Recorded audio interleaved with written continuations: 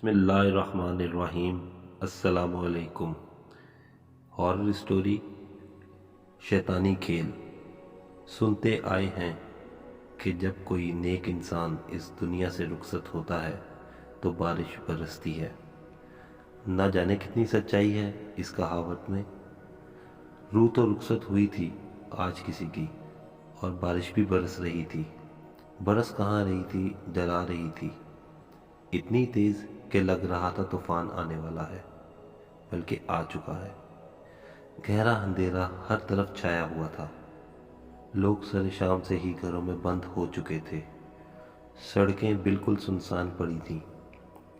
بار بار کڑکتی چمکتی بجلی سے اندھیرا چند لمحوں کو دور ہوتا تو راستہ صاف نظر آنے لگتا تھا۔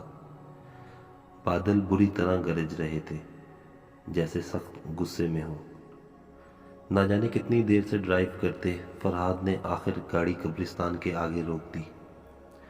حالانکہ راستہ اتنا لمبا تو نہیں تھا، مگر اس کا ذہن تو کام ہی نہیں کر رہا تھا۔ کدھر جانا ہے، کس سے ملنا ہے، اور یہ کام اس وقت کے لیے بھلا کوئی مناسب تھا؟ اتنی رات گئے اس طوفانی برسات میں، نہ تو کوئی آدمی نظر آ رہا تھا، نہ آدمزاد۔ مگر وہ اور کیا کرتا، اور اب وہ کیا کرے گا؟ تھک کر اس نے سر اسٹیئرنگ کے اوپر ٹکا دیا۔ 3 مہینوں سے جس گھڑی کے تصور سے اس کا دل لرز جاتا تھا، وہ آ گئی تھی، اور آ کر گزر گئی تھی۔ اس پر قیامت گزر گئی تھی۔ وہ زندہ تھا، مگر وہ چلی گئی تھی، مر گئی تھی۔ کیا کیا نہیں سوچا تھا ان دونوں نے، کیسے کیسے خواب دیکھے تھے، کہاں گھومنے جائیں گے، اپنا گھر کیسے سیٹ کریں گے۔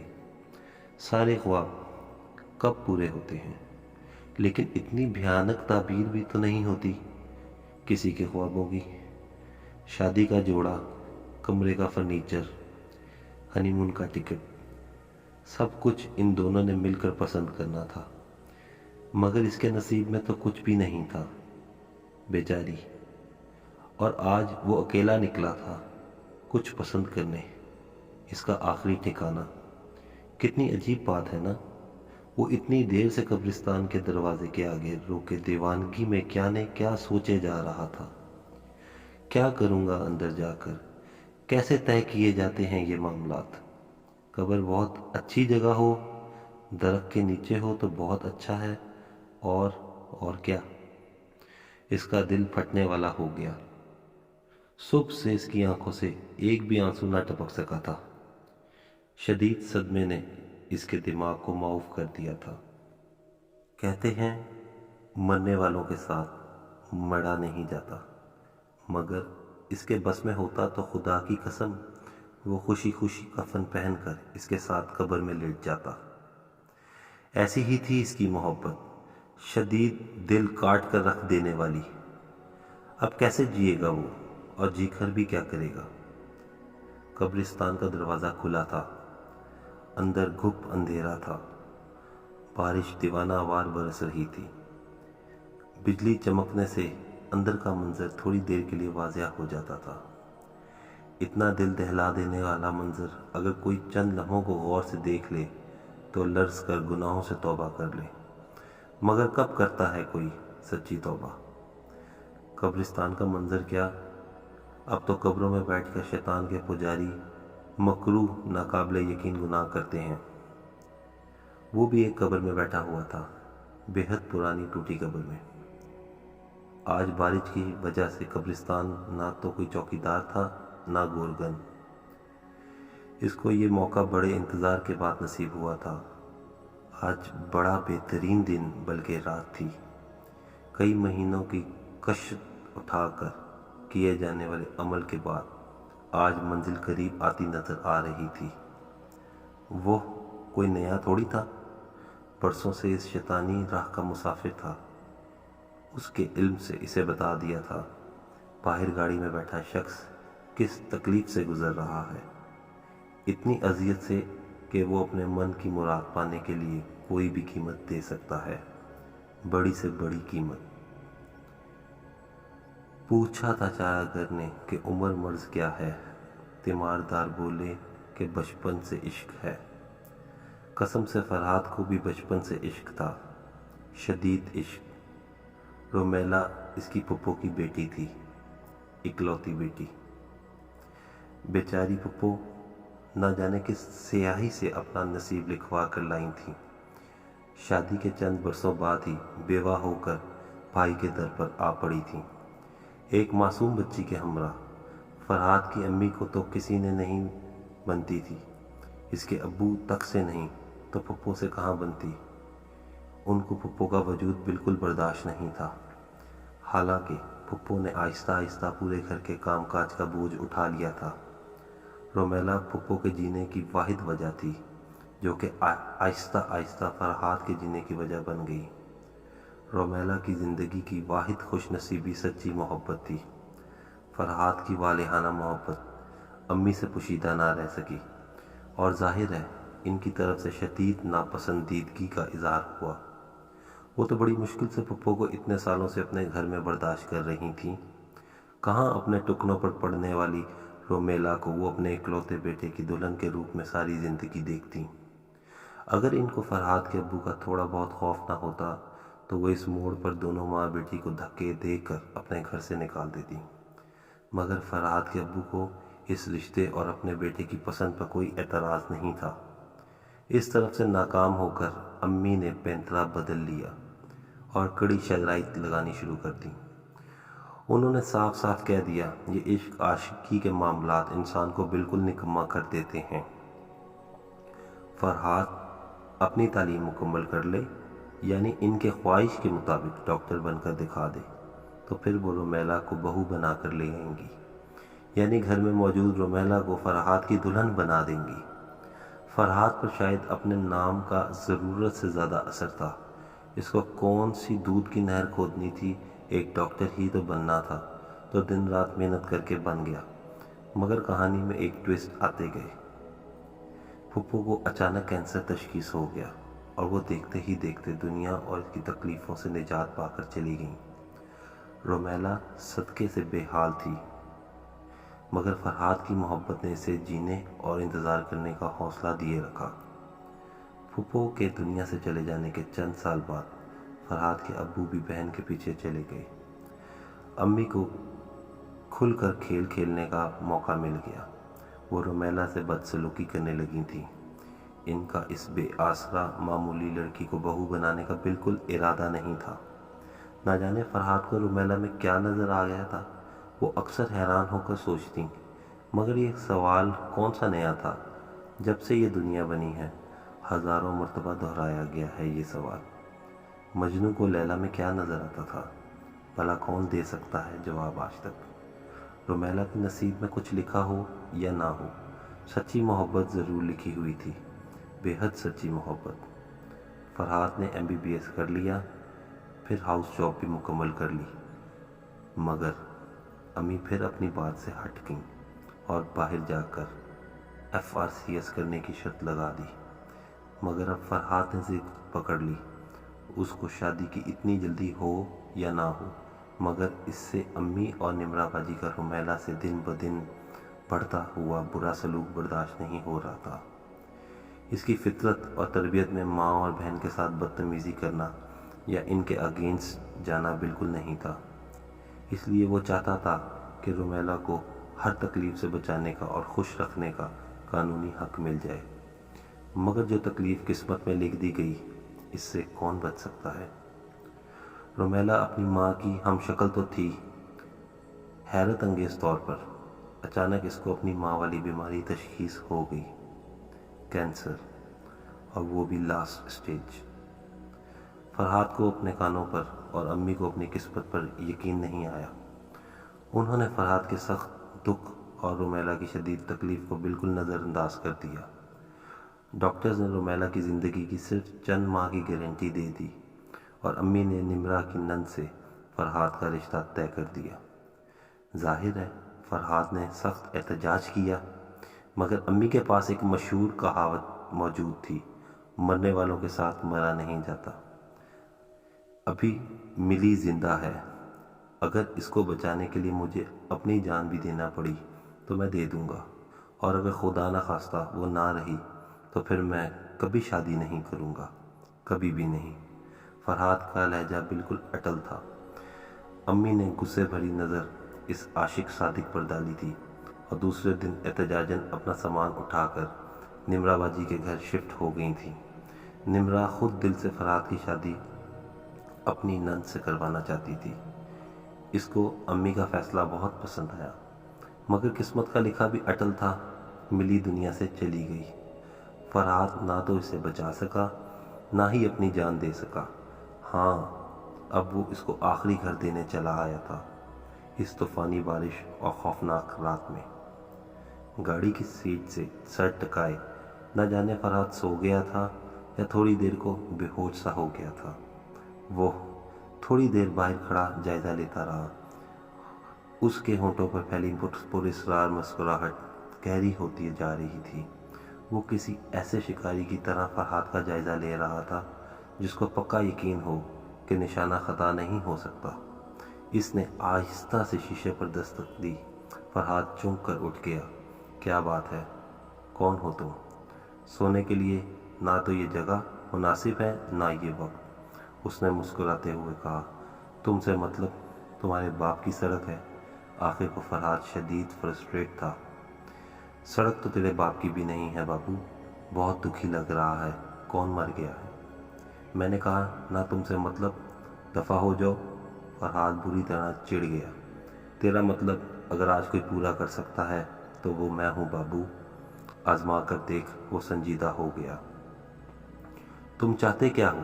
فرحات کو اس کا انداز چونکا رہا تھا۔ یہ جگہ ان باتوں کے لیے بھی مناسب نہیں ہے بابو۔ اس کی مسکراہٹ لوٹ آئی۔ میرے ساتھ چلو، تمہاری ہر تمنا پوری ہو سکتی ہے، بس تھوڑی سی ہمت۔ کس قدر پراسرار تھا اس شخص کا گھر۔ اگر اس کو گھر کہا جائے، اس قبرستان میں بھی اتنا ڈر نہیں لگ رہا تھا جتنا اس مختصر کباڑ خانے میں لگ رہا تھا۔ ہر طرف نیم اندھیرا تھا، صرف ایک لالٹین دیوار پر لٹکی جل رہی تھی۔ زمین پر گندی سی دری بچھی ہوئی تھی جس پر فرحات اور وہ شخص بیٹھ کے کئی بلیاں آزادانہ ادھر ادھر پھر رہی تھیں۔ زمین پر گندے برتن پڑے تھے، در و دیوار پر وحشت اور نحوست برس رہی تھی۔ فرحات کا کئی گھنٹوں سے سن ذہن آہستہ آہستہ کام کرنے لگا تھا۔ اس مختصر کوٹری کا جائزہ لیتے ہوئے اس کی نظر ایک کونے پر پڑ گئی۔ اس کا دل زور سے دھڑک اٹھا۔ ایک بھیانک بد شکل مورتی میز پر سجی تھی جس کے آس پاس بے شمار باسی پھول بکھرے ہوئے تھے۔ فرحات نے گھبرا کر دوبارہ اس شخص پر نظر ڈالی۔ تم ہو کون اور مجھے یہاں کیوں لائے ہو؟ کہاں زندگی گزاری ہے تو نے؟ بابو، تجھے ابھی تک اندازہ نہیں ہوا میں کون ہوں؟ اس کے چہرے پر مسکراہٹ مکروہ تھی۔ کیا ساری عمر عشق میں ہی بتا دی ہے؟ فرحات کو جیسے جھٹکا لگا۔ تم کیسے جانتے ہو؟ میں بہت کچھ جانتا ہوں، اور جو کچھ نہیں جانتا وہ بھی تو بتا دے۔ اس نے فرحات کی آنکھوں میں آنکھیں ڈال دیں۔ فرحات کو لگنے لگا اس شخص کی آنکھوں میں ناقابل بیان کشش ہے۔ وہ جیسے ٹرانس میں آنے لگا۔ اس کا معمول بن گیا۔ آج رومیلا مر گئی، میری ملی چلی گئی، ہمیشہ کے لیے مجھے چھوڑ گئی۔ فرحات کی خشک آنکھیں گیلی ہونے لگیں۔ اب میں کیا کروں گا؟ میں زندہ رہ کر کیا کروں گا؟ شروع سے کہانی سناتے سناتے اس موڑ پر آ کر آخرکار وہ زور سے رونے لگا۔ کیا قیمت دے سکتا ہے اپنی محبوبہ کی زندگی کی؟ کیا مطلب؟ فرحات کو جیسے جھٹکا لگا۔ وہ اپنی آنسوؤں سے بھری آنکھوں سے اس شخص کو گھورنے لگا۔ کیا کر سکتا ہے تو اپنی، کیا نام ہے اس کا، ہاں، ملی کو واپس لانے کے لیے؟ فرحات، کیا پاگل ہو تم؟ ملی مر چکی ہے، گھنٹوں گزر چکے اس کو دنیا سے گزرے ہوئے۔ فرحات بری طرح جھنجھلا گیا۔ بابو، تو پہلے بازی تو لگا، پتے بعد میں کھیلنا۔ وہ اپنی بات پر اڑا ہوا تھا۔ میری سمجھ میں تمہاری بکواس نہیں آ رہی۔ بہرحال میں اپنی جان دے سکتا ہوں ملی کے لیے۔ فرحات بحث سے تھک گیا۔ تیری ملی تجھے واپس مل سکتی ہے، وہ دوبارہ جی اٹھے گی، مگر تجھے دینی نہیں ہے۔ جان لینی ہے۔ بول، منظور ہے؟ بادل زور سے گرجے۔ بہت تیز دھماکہ ہوا تھا، شاید کہیں بجلی گری تھی۔ دیوار پر لگے وال کلاک نے 2 بجائے۔ فرحاد نے اپنے سامنے رکھی فائل بند کر دی۔ کتنی ہی دیر سے وہ بلا وجہ صفحے الٹ رہا تھا۔ وہ اپنے کمرے سے نکل آیا۔ 12 بجے۔ وزٹنگ آورز ختم ہو چکے تھے۔ اس وقت ہاسپٹل میں حسب معمول خاموشی تھی، بالکل خاموشی۔ تمام مریض اپنے اپنے بیڈز پر سو رہے تھے۔ ڈیوٹی پر موجود نرسیں اس وقت اسٹاف روم میں موجود تھیں۔ رات ان کو ہر 2 گھنٹے کے بعد پورے ہاسپٹل کا راؤنڈ لینا ہوتا تھا۔ فرحاد دبے پاؤں چلتا ہوا سیڑھیاں اتر کر نیچے چلا آیا، جہاں ہاسپٹل کا مورگ سرد خانہ تھا۔ اس نے آڑ میں ہو کر نظر ڈالی۔ گارڈ کی کرسی خالی پڑی تھی۔ اس نے سکون کا سانس لیا۔ اس وقت گارڈ چھپ کر کمرے میں جا کر سو جاتا تھا۔ بھلا لاشوں نے بھاگ کر کہاں جانا تھا؟ فرحاد تیزی سے مورگ کے اندر آ گیا۔ چند بدقسمت لاوارث لاشیں بیڈز پر موجود تھیں۔ ان سے نظر چڑھاتا وہ سب سے کونے کے بیڈ تک پہنچ گیا۔ آہستہ سے اس نے لاش کے چہرے سے سفید چادر ہٹا دی۔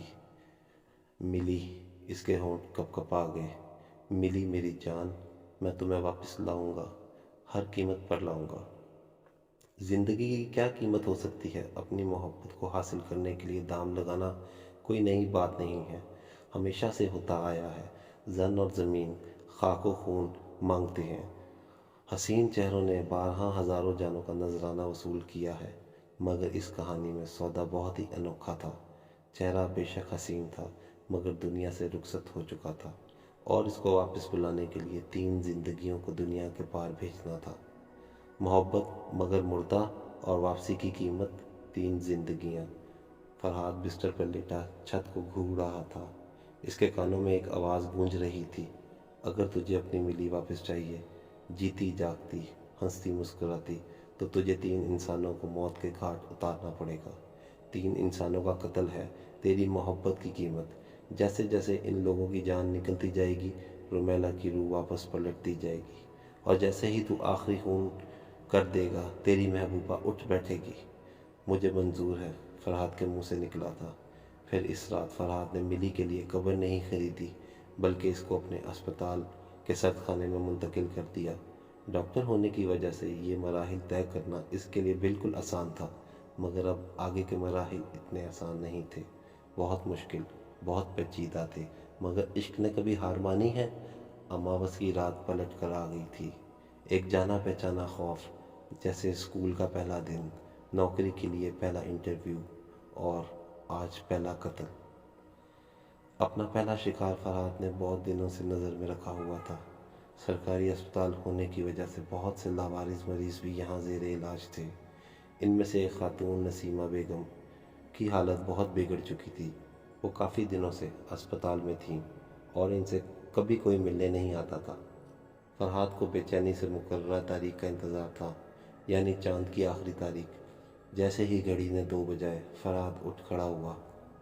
اس نے اپنے کوٹ کی جیب سے انجیکشن نکال لیا۔ اس کے سرد چہرے پر بلب کی روشنی سیدھی پڑ رہی تھی۔ اس نے سرنج میں انجیکشن کو بھر لیا۔ اس کا ذہن بالکل خالی تھا۔ وہ کیا کر رہا تھا؟ کون سا گناہ کرنے جا رہا تھا؟ وہ کچھ نہیں سوچ رہا تھا۔ وزٹنگ آورز ختم ہو چکے تھے۔ ڈیوٹی پر موجود سٹاف پر سستی اور نیند کا غلبہ طاری تھا۔ فرحاد نے دبے پاؤں گراؤنڈ فلور کا ایک اور راؤنڈ لگایا، اور پھر سیڑھیاں چڑھ کر فرسٹ فلور پر آ گیا، جہاں جنرل وارڈ کے کونے کے ایک بستر پر نسیمہ بیگم گہری نیند سو رہی تھی۔ وارڈ تقریباً خالی تھا۔ نسیمہ کے علاوہ 2 اور مریض بھی موجود تھے، مگر گہری نیند سو رہے تھے۔ ان کو سونا ہی تھا۔ آج ان کی دوا میں نیند کی دوا کا بڑا ڈوز شامل کر دینا فرحاد کے لیے بالکل آسان تھا۔ فرحاد کو ہاتھ میں پکڑی سرنج کو نسیمہ کے بازو میں گھسانے میں چند سیکنڈ لگے ہوں گے۔ پہلے سے ہی موت کی آخری سیڑھیوں پر کھڑی نسیمہ تھوڑی سی دیر آسمان پر پہنچ گئی، بنا کسی مزاحمت کے۔ نہ جانے کون سا پہر تھا رات کا، چاند کی آخری تاریخ کی وجہ سے راستے بالکل تاریک ہو رہے تھے۔ ماحول پر مخصوص وحشت چھائی ہوئی تھی۔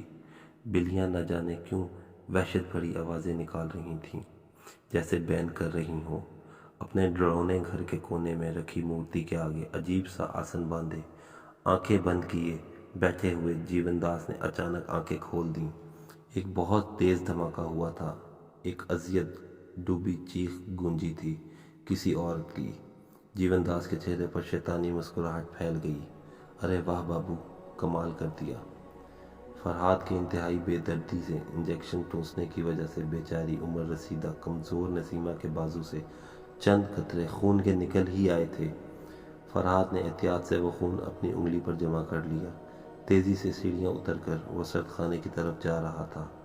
جس طرح کسی ڈرامے کے اینڈ پر انتہائی گنہگار لوگ ایکسیڈنٹ یا فالج کا شکار ہو کر گناہوں سے توبہ کر لیتے ہیں اور بالکل بدل جاتے ہیں، اسی طرح صاف ستھری زندگی گزارتا فرحاد شیطان کے گھیرے میں پھنسا کسی چلاک سیریل کلر کی طرح کامیاب چالیں چل رہا تھا۔ سرد خانے کے آگے رکھی گارڈ کی کرسی حسب معمول خالی پڑی تھی۔ رومیلا کی لاش کے پاس پہنچ کر فرحاد نے اس کے چہرے سے سفید چادر ہٹا دی اور انگلی پر لگے خون سے اس کے سرد ماتھے پر تلک لگا دیا۔ انور صاحب کی عمر تو اتنی نہیں ہوگی، مگر بیچارے بہت کمزور تھے۔ ٹائیفائڈ بگڑ جانے کی وجہ سے ہاسپٹل میں ایڈمٹ کرنا پڑا تھا۔ ان کی بیگم وفات پا چکی تھیں۔ 2 کم عمر معصوم سی بیٹیاں دن بھر ان کے ساتھ رہتی تھیں، مگر رات کو وہ زبردستی ان کے گھر بھیج دیتے تھے۔ بیچاری لڑکیاں بے چینی سے اپنے پیارے ابو کی صحت مند ہونے کی دعائیں ان کے گھر آنے کا انتظار کر رہی تھیں، اور فرحان چاند کی آخری تاریخ کا۔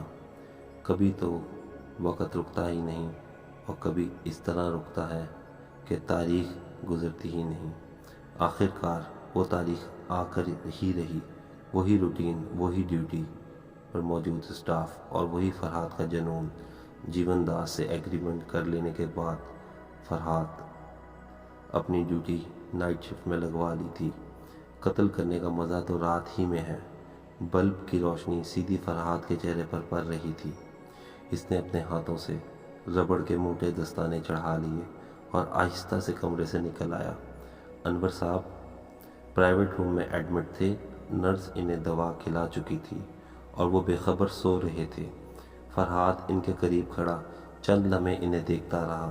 شاید اس کی نگاہوں کی تپش سے انور صاحب کی آنکھیں کھل گئیں۔ جانے پہچانے مہربان ڈاکٹر فرحاد کو اپنے پاس کھڑا دیکھ کر انور صاحب کے ہونٹوں پر کمزور سی مسکراہٹ بکھر گئی۔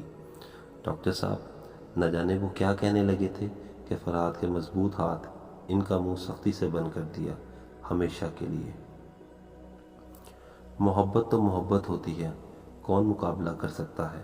کس کی محبت میں زیادہ طاقت، زیادہ دیوانگی؟ کیا انور صاحب کی معصوم بچیوں کو اپنے باپ سے محبت نہیں تھی، جن کے سوا پوری دنیا میں ان کا کوئی اور سہارا نہیں تھا؟ نسیمہ بیگم کا دنیا میں کوئی نہیں تھا، مگر خدا تو تھا، اور خدا تو 70 ماؤں سے زیادہ محبت کرتا ہے۔ کس نے حق دیا تھا فرحاد کو کہ وہ اپنی محبت کو پانے کے لیے لاشیں گراتا پھرے، خدا کے کاموں میں دخل اندازی کرتا پھرے؟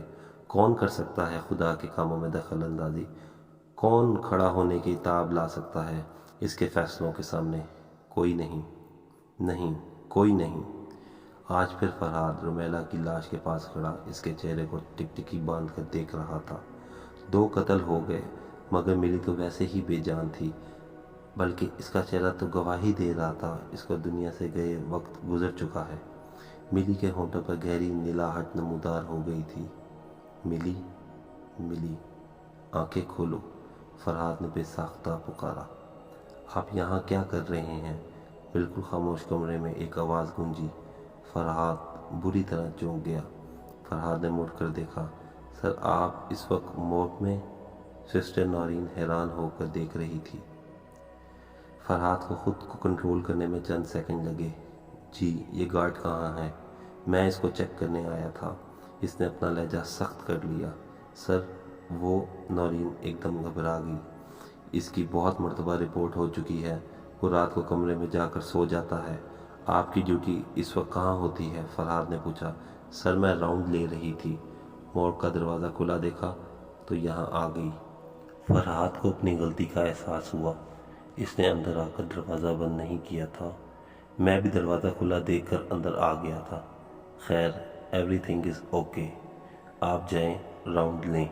پھر وہی پراسرار خوفناک کمرہ تھا۔ آج اس کی نحوست اور بدبو میں اور اضافہ لگ رہا تھا۔ جیون داس کی شکل بہت مزید مکروہ لگ رہی تھی۔ تم نے تو کہا تھا جیسے جیسے میں لوگوں کو قتل کروں گا رومیلا میں جان آتی جائے گی، مگر اس میں تو کوئی فرق نہیں آ رہا، بلکہ اس کی لاش خراب ہونے والی ہے۔ فرحات اسے گھور رہا تھا۔ جیون داس کو فرحات کے غصے سے کوئی فرق نہیں پڑا۔ بالکل کہا تھا اور ایسا ہی ہوگا، مگر بابو میں نے یہ تھوڑی کہا تھا کہ تو صرف پہلے سے قبر میں پیر لٹکائے ہوئے لوگوں کو قتل کر۔ بابو اب آخری بھینٹ جوان خون کی چڑھا، بالکل جوان خون کی۔ جوان؟ میں جوان انسان کہاں سے لے آؤں مار ڈالنے کے لیے؟ تم نے مجھے کوئی عادی قاتل سمجھ لیا ہے؟ فرحات کا غصہ بڑھ رہا تھا۔ بابو یہ تو تجھے سودا طے کرنے سے پہلے سوچنا چاہیے تھا۔ اس وقت تو پوری دنیا کو ہلانے کے لیے تیار ہے۔ 2 مہینوں میں محبت کا بھوت اتر گیا ہے۔ جیون داس خود بھی کسی بھوت سے کم نہیں لگ رہا تھا۔ بکواس مت کرو۔ تانا فرحات کی برداشت سے باہر بہت زیادہ تھا۔ تو سمجھ کیا رہا ہے بابو؟ میں خود کم کشت اٹھا رہا ہوں۔ اس وقت ایک رات بھی آنکھ نہیں لگی۔ سخت دشوار عمل کر رہا ہوں دیوی کے آگے۔ اب اگر تو نے ذرا بھی چونک کی، معمولی غلطی بھی ہوئی تو سارا کھیل الٹ جائے گا، قیامت آ جائے گی۔ جیون داس کی خون کی طرح سرخ آنکھیں گواہی دے رہی تھیں کہ وہ جھوٹ نہیں بول رہا، جانے کب سے مسلسل جاگ رہا تھا۔ ٹھیک ہے، لیکن اگر تیسرے قتل کے بعد بھی رومیلا زندہ نہ ہوئی تو میں ایک چوتھا قتل بھی کروں گا، اور وہ قتل تمہارا ہوگا۔ جیون داس ہنسا۔ کہکا بالکل نیچرل تھا۔ جیون داس ابھی بھی ہنس رہا تھا، مگر وجہ کچھ اور تھی۔ بابو رومیلا جاگے گی، ضرور جاگے گی۔ تو آخری قتل کر کسی جوان انسان کا۔ میری دیوی کو جوان خون کی بھینٹ چاہیے، گرم خون کی۔ ملی زندہ دوبارہ ہوگی، مگر وہ تیری نہیں ہوگی، وہ میری ہوگی۔ میرے لیے کام کرے گی، ہر وہ کام جس کا میں اسے حکم دوں گا۔ بابو تو بس ایک مہرہ ہے۔ میں اس دنیا پر حکومت کروں گا۔ میں صرف نام کا جیون نہیں رہوں گا، میں سچ مچ مردوں کو جیون دیا کروں گا۔ اس مخصوص ٹوٹی ہوئی قبر میں بیٹھ کر جیون داس ایک گھناؤنا کالا عمل کر رہا تھا۔ اس عمل کو عین اس وقت مکمل ہونا تھا جس وقت فرحات آخری قتل کر ڈالتا۔ جیون داس کی دیوی کو من مانگی بھینٹ مل جاتی، اور جیون داس کو بے حساب شیطانی طاقتیں حاصل ہو جاتی، اور وہ ہر شیطانی عمل پر قادر ہو جاتا۔ وہ قبر میں بیٹھا آنے والے حسین وقت کے تصور سے ہنسے جا رہا تھا، اور چشم تصور سے ساری قبروں سے مردوں کو زندہ ہو کر نکلتے دیکھ رہا تھا۔ سسٹر نورین نے فرحات کی تلاش کو فل سٹاپ لگا دیا تھا۔ وہ کسی گاؤں سے آئی تھی اور اسپتال کے ہاسٹل میں رہتی تھی، اور بالکل نوجوان تھی۔ جیون داس کی ہدایت کے عین مطابق فرحات نے اپنے گھر کا دروازہ کھولا۔ نورین جھجکتی ہوئی اندر آ گئی۔ سانولی سلونی، کم عمر، خوبصورت انتہا کی، اس وقت بہت پیاری لگ رہی تھی۔ فرحات نے سر سے پیر تک اس کا جائزہ لیا۔ نورین نے اس کے جائزے کا کچھ اور مطلب سمجھ لیا اور شرما گئی۔ ویسے اگر سوچا جائے تو کچھ مسئلہ ہی نہ ہو، کبھی نہ ہو۔ رومیلا بھی ایک لڑکی تھی اور نورین بھی۔ رومیلا کب کی مر چکی تھی اور نورین سانس لیتی فرحات کے سامنے تھی۔ کسی قتل کی ضرورت نہیں تھی۔ نورین دل و جان سے فرحات کی جیون ساتھی بن کر اس کے ساتھ جیون بلکہ 7 جنم بتانے کو تیار تھی۔ فرحات کو اشارے کی ضرورت بھی نہ پڑتی، اور نورین اس خوبصورت ڈاکٹر کی تمام عمر سیوا کرتی رہتی۔ مگر ہر کوئی تو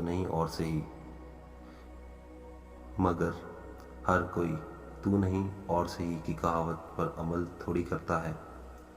کم از کم فرحات تو ہرگز نہیں۔ نہ جانے کتنے خواب سجا لیے تھے نورین نے اپنی آنکھوں میں کل رات سے لے کر اس وقت تک، جب فرحات نے اپنی پسندیدگی کا اظہار کرتے ہوئے اسے اپنے گھر آنے کی دعوت دی تھی تاکہ باقی تمام معاملات طے کیے جا سکیں۔ آخر ایسی باتیں ہاسپٹل میں تھوڑی کی جا سکتی تھیں، اور ملاقات کو انتہائی خفیہ رکھنے کی تاکید کی تھی۔ کسی کو کان و کان علم نہ ہو۔ 24 گھنٹوں میں کیا کیا نہیں سوچ لیا تھا بیچاری نے۔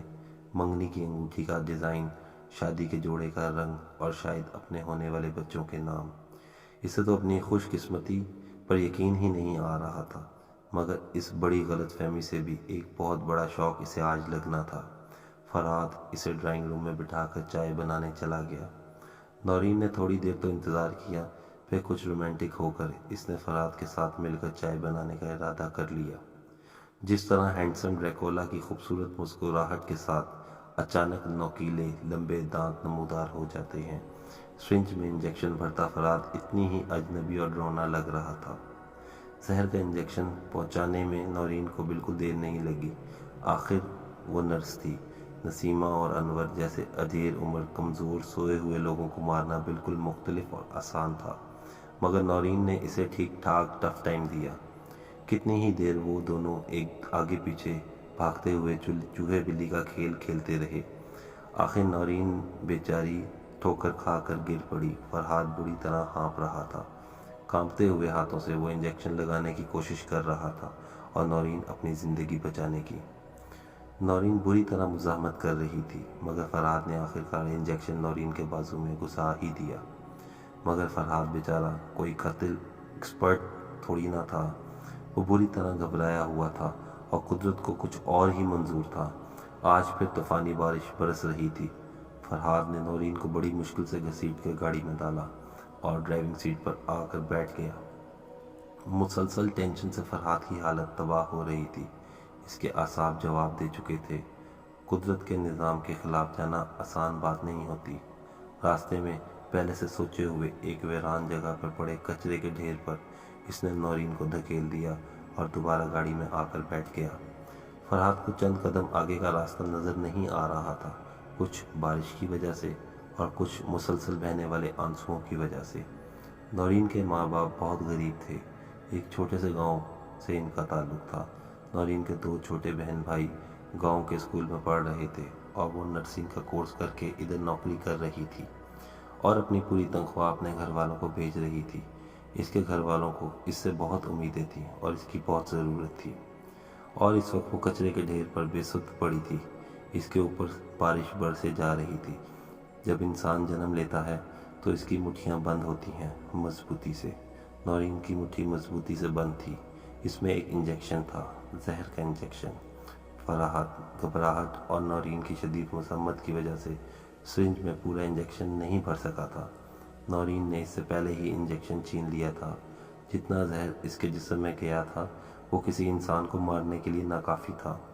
جیون داس کے جیون میں آج کی رات بہت اہم تھی، بہت زیادہ اہم۔ آج فرحات کو آخری قتل کرنا تھا اور جیون کو دیوی کے آگے آخری بھینٹ چڑھانی تھی، اور پھر اس کو لازوال شیطانی طاقت حاصل ہو جاتی۔ وہ دیوی کی خوفناک مورتی کے آگے آسن مارے آنکھیں بند کیے بیٹھا تھا۔ کمرے میں نیم اندھیرا تھا۔ جیون کے پاس انسانی ہڈیاں بکھری ہوئی تھیں جو وہ پرانی لاوارث قبروں سے جمع کرتا تھا۔ آج دیوی کی مورتی کے ساتھ ایک انسانی کھوپڑی بھی سجائی گئی تھی۔ جیون اپنی شیطانی پوجا میں پوری طرح کھویا ہوا تھا۔ کہیں کوئی کوتاہی نہ ہو جائے، عمل ادھورا نہ رہ جائے۔ مگر یہ کیا ہوا؟ بادل بہت زور سے گرجے تھے، ایک زوردار کان پھاڑ دینے والا دھماکہ۔ جیون نے گھبرا کر آنکھیں کھول دیں۔ اچانک کہیں شنکھ بجنے لگا، مگر وہ آواز میں ڈھول پیٹتے جانے لگا۔ کہیں سے شہنائی کی انتہائی منحوس آواز جیسے بین کرنے لگی۔ جیون ساری سچویشن سمجھ چکا تھا۔ क्षमा کر دے دیوی، क्षमा۔ اس نے دیوی کے آگے ہاتھ جوڑ دیے، مگر دیوی نے اس کی منت و سماجت اور برسوں کی پوجا کو بالکل نظر انداز کر دیا۔ بند کمرے میں انتہائی تیز دھماکے کے ساتھ بجلی جیون داس کے عین اوپر گری۔ بیچارے جیون کی لاش بغیر چتا کے ہی بری طرح جل کر راکھ ہو گئی۔ کچرے کے ڈھیر پر پڑی نورین کے اوپر مسلسل بارش برس رہی تھی۔ بجلی تیز چمکی۔ نورین نے آنکھیں کھول دیں۔ وہ زندہ تھی۔ فرحات نے ہاسپٹل کے آگے گاڑی روک دی۔ اس کا ذہن کچھ بھی نہیں سوچ رہا تھا۔ ایک روبوٹ کی طرح چلتا ہوا وہ سرد خانے میں داخل ہو گیا۔ اس نے جیون داس کی ہدایت کے مطابق ملی کی لاش کو تلقی لگایا۔ سرد خانے میں گہری خاموشی تھی۔ وال کلاک کی ٹک ٹک ماحول کو مزید ڈراؤنا بنا رہی تھی۔ ملی کا مردہ وجود اسی طرح بے حرکت تھا۔ فرحات امید بھری نظروں سے اسے دیکھے جا رہا تھا۔ اب شاید اس وجود میں حرکت ہو، شاید وہ اپنی خوبصورت آنکھیں کھول کر فرحات کو دیکھے اور محبت سے مسکرا دے۔ اس کی مسکراہٹ کے لیے وہ تڑپ رہا تھا، مگر نہیں، کچھ بھی نہیں، آج بھی نہیں۔ فرحات کی آنکھیں شدید غم سے سرخ ہونے لگیں۔ اس کو لگنے لگا وہ کسی پہاڑ سے نیچے گر رہا ہو، مگر آہستہ آہستہ۔ تو کیا ملی اب بھی نہیں جاگے گی؟ تیسرے قتل کے بعد بھی نہیں؟ ایک خیال سے اس کا دل درد سے پھٹنے لگا۔ تو کیا مجھے دوسری مرتبہ اس اذیت سے گزرنا پڑے گا؟ میں نے تو پھر امید باندھ لی تھی کہ رومیلا زندہ ہو جائے گی۔ کیا مجھے دوسری بار اس کے مرنے کی تکلیف کو سہنا پڑے گا؟ نہیں۔ اس کے قدموں سے جیسے جان نکل گئی۔ وہ گھٹنوں کے بل رومیلا کے بیڈ کے پاس بیٹھ گیا۔ ملی، اب تو آنکھیں کھول دو۔ میں نے تمہاری محبت میں کیا کچھ نہیں کیا۔ وہ سسکنے لگا۔ کتنا بڑا گنہگار بن گیا میں تمہارے لیے۔ جتنی جان وار دیں میں نے تم پر، ہر حد سے گزر گیا۔ اتنی محبت تو اگر کسی پتھر سے کی جاتی تو وہ بھی بول پڑتا۔ تم آج بھی خاموش ہو؟ بولو ملی، خدا کے لیے، میں تمہاری آواز سننے کو ترس رہا ہوں۔ وہ پاگلوں کی طرح بولتے بولتے بری طرح تھک گیا۔ اس نے اپنا سر رومیلا کے بیٹھ کے ٹکا دیا۔ اس کے اعصاب جواب دے گئے تھے۔ اس میں ہلنے کی سکت بھی نہیں رہی تھی۔ باہر بارش دیوانہ وار برس رہی تھی کہ اچانک ایک دھماکہ ہوا۔ کمرے کی ہر چیز ہلنے لگی جیسے زلزلہ آ گیا ہو۔ فرحات کا دل اتنی تیز دھڑکا جیسے پھٹ جائے گا۔ رومیلا کے اوپر سے سفید چادر ہٹ گئی اور وہ کسی مشین کی طرح اٹھ کر بیٹھ گئی۔ ملی وہی تھی، شاید وہی تھی، کسی روبوٹ کی طرح اکڑ کر بیٹھی فرحات کو اپنی سرد آنکھوں سے گھوم رہی تھی۔ کئی مہینوں سے اس لمحے کی شدید انتظار میں مبتلا فرحات کے آنسوؤں سے بھری ہوئی آنکھیں حیرت سے پھیل گئیں۔ یہ کیا وصل تھا، لا حاصل، نامراد۔ کافی دیر تک فرحات کی آنکھوں میں اپنی شفاف اجنبی آنکھیں ڈالے رکھنے کے بعد اس نے روبوٹ کی طرح اپنا سیدھا ہاتھ اٹھانا شروع کر دیا۔ فرحات کسی ٹرانس میں آئے ہوئے انسان کی طرح اس کے سامنے بالکل بے بس بیٹھا تھا۔ ملی نے اس کی گردن پکڑ لی۔ اس کی گرفت بے حد سخت تھی، بالکل غیر انسانی۔ صرف چند لمحوں میں فرحات کی جان نکل گئی اور ملی نے ایک جھٹکے سے اسے نیچے پھینک دیا۔ فرحات کی محروم بے جان آنکھیں ابھی بھی کھلی تھیں۔ کہتے ہیں ادھورا علم نقصان دہ ہوتا ہے اور ادھورا عمل، اور وہ بھی شیطانی عمل۔ خدا کے کاموں کو اپنے ہاتھ میں لینا، اس کے فیصلوں کے آگے ڈٹ کر کھڑے ہو جانا شیطان کا کام ہے ہمیشہ سے۔ پیدا کرنے والی اور موت دینے والی ذات صرف اللہ تعالیٰ کی ہے۔ انسان کی کیا اوقات کہ وہ دوبارہ زندہ کرنے کا دعویٰ کرتا پھرے، اور اگر کوئی ایسا کرنے کا دعویٰ کرتا ہے تو وہ یقیناً شیطان کا پجاری ہوتا ہے۔ وہ اپنے کالے علم سے کسی مردے کے جسم میں کسی بھٹکتی روح کو تو ڈال سکتا ہے، مگر زندہ ہرگز نہیں کر سکتا۔ فرحات کو یہ بات سمجھ ہی نہیں آئی تھی۔ مر کر کوئی کبھی دوبارہ زندہ نہیں ہو سکتا۔ رات بہت تاریک تھی، بارش بری طرح برس رہی تھی، راستے بالکل سنسان تھے۔ ان سنسان راستوں پر کوئی چلتا چلا جا رہا تھا، ایک وجود سفید کفن میں لپٹا ہوا۔ اس کا صرف چہرہ کھلا تھا۔ کبھی ہوگا یہ چہرہ خوبصورت، حسین، لوگوں کو نظر ہٹانا مشکل ہو جاتا ہوگا، مگر اب تو وہ صرف خون میں مبتلا کر سکتا تھا، جان لیوا خوف میں۔ اس چہرے پر بے حد صفاقی تھی، ایک پتھریلا عزم تھا، جیسے دنیا کو مزہ چکھانے کا پکا پکا ارادہ کر لیا ہو۔ فرحات کے عشق نے 2 معصوم لوگوں کی جان لے لی۔ جیون داس کے جنون نے خود جیون داس کا ہی کام تمام کر دیا۔ اب ملی کی بدروح کو کتنے سروں کی قربانی سے چین آ پائے گا، یہ کوئی نہیں جانتا۔ معزز سامعین، اگر آپ کو ہماری یہ کہانی پسند آئی ہو تو آپ ہمارے کمنٹ سیکشن میں جا کر اپنے کمنٹ سے ہمیں آگاہ کیجیے اور ہمارے چینل کو سبسکرائب کریں۔ شکریہ۔